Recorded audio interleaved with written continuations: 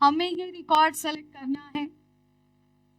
इस रिकॉर्ड के अंदर ये हमने कहा जिनकी फाइनल फी 3000 से 4500 के बीच में हो, जिनकी फाइनल फी 3000 से 4500 के बीच में हो, मुझे उन सारे स्टूडेंट्स का रिकॉर्ड। तो रेंज ऑफ वैल्यू को सेलेक्ट करने के लिए greater than less than use करते हैं, पता है, greater than this value and less than this value, यही करते हैं ना। तो क्या लिखना चाहिए, तो क्या लिखना चाहिए, 3000 से लेके 4500 होनी चाहिए final fee column. Final fee को चेक करना है, क्या लिखेंगे, where final fee is greater than और इक्वल्स टू, एंड और फिर से एक बार final fee is less than और इक्वल्स टू। ये कंडीशन समझ आ रही है आपको? आमतौर पे हम ऐसे कंडीशन लगाया करते हैं, रेंज से कंपेयर करना है की वैल्यू को, फाइनल फी को 2 बार लिखना पड़ा। इसी बात को हम बिटवीन से कर सकते हैं। रेंज आपको सेलेक्ट करना है तो बार बार ये फाइनल फी और ये सब ना लिखना पड़े। तो एक देखो, एंड ऑपरेटर 2 तरीके से यूज होता है, एक एंड 2 कंडीशंस के बीच में, और एंड अगर बिटवीन के साथ आएगा तो 2 वैल्यूज के बीच में। क्या बोला हमने? आमतौर पे एंड ऑपरेटर काम करता है 2 कंडीशंस के बीच में, लेकिन बिटवीन के साथ आएगा तो काम करेगा 2 वैल्यूज के बीच में।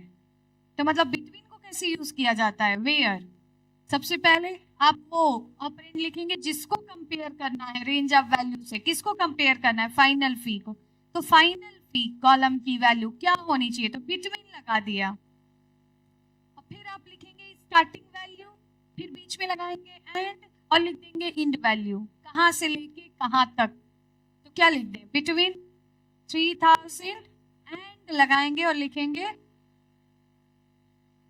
ओके है क्या।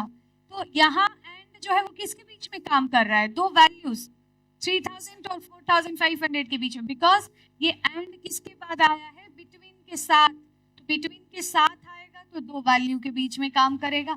आमतौर पे एंड 2 कंडीशंस के बीच में काम करता है, समझे क्या, और ये पूरा मिला के एक कंडीशन मानी जाएगी। तो अब अगर इसको एग्जीक्यूट कराया तो आपको देखने को मिलेगा कि 3000 और 4500 के बीच के साथ ओके है क्या। जैसे मान लीजिए, अब यूज करिएगा, लिखिएगा, हमने कहा हमें एक आईडी नाम का कॉलम है, 1 से शुरू हो रहा है और आगे तक गया हुआ है, ऐसे ऐसे है।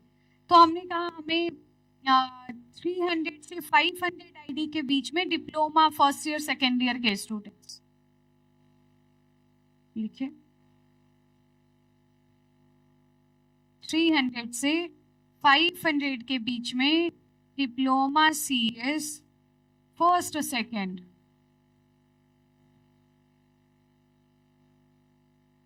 तीनों कंडीशंस ट्रू होनी चाहिए, मतलब तीनों के बीच में एंड लगेगा।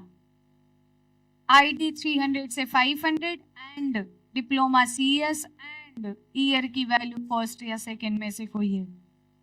3 अलग अलग कंडीशन है, तीनों के बीच में एंड लगा के लिखिए ओके। अब हमारे को अगर एक नल वैल्यू के बारे में हमने कल पढ़ा, नल वैल्यूज, जब कोई वैल्यू एग्जिस्ट नहीं करती तो उसके जगह पे एक स्पेशल लिटरल शो होता है नल।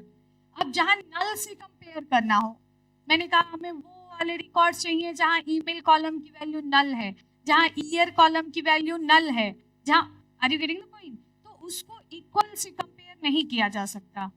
हाँ, select asterisk from TBL registration, select asterisk from TBL registration where course equals to null. पहली बात तो नल को ऐसे सिंगल कोट्स में नहीं लिखते, नल एक स्पेशल लिटरल है, स्ट्रिंग टाइप का नहीं होता है, वो उसको विदाउट स्ट्रिंग ऐसे लिखा जाता है, ये पहली बात। तो कोर्स इक्वल्स टू नल नहीं, कोर्स को नल से अगर कंपेयर करना हो तो बीच में इस ऑपरेटर काम नहीं करता। अब पता नहीं कोई ऐसा है भी कि नहीं कोर्स जहाँ पे नल है, जैसे ईमेल में नल है मान लो, तो अगर मुझे ईमेल इक्वल्स टू नल अगर हम लिखेंगे तो ये काम नहीं करेगा।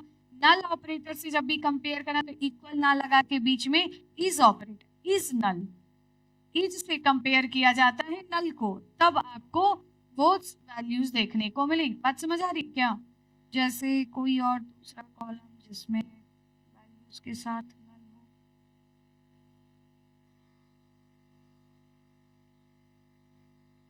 जैसे मान लो मोड के अंदर यहाँ पे नल है।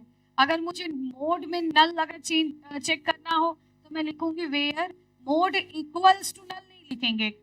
नल से कंपेयर करना हो तो इक्वल नहीं यूज करेंगे, मोड से कंपेयर नल से कंपेयर करना हो तो इज को यूज कर, अंडरस्टूड। वही नल को छोड़ के बाकी सब सेलेक्ट करने हो तो इज नॉट इक्वल नहीं, is not null, understood. Is not null लगा दिए, 4 छोड़ के बाकी सब आएगा। इस तरीके से हम नल से कंपैरिजन कराया करते हैं। Is it okay?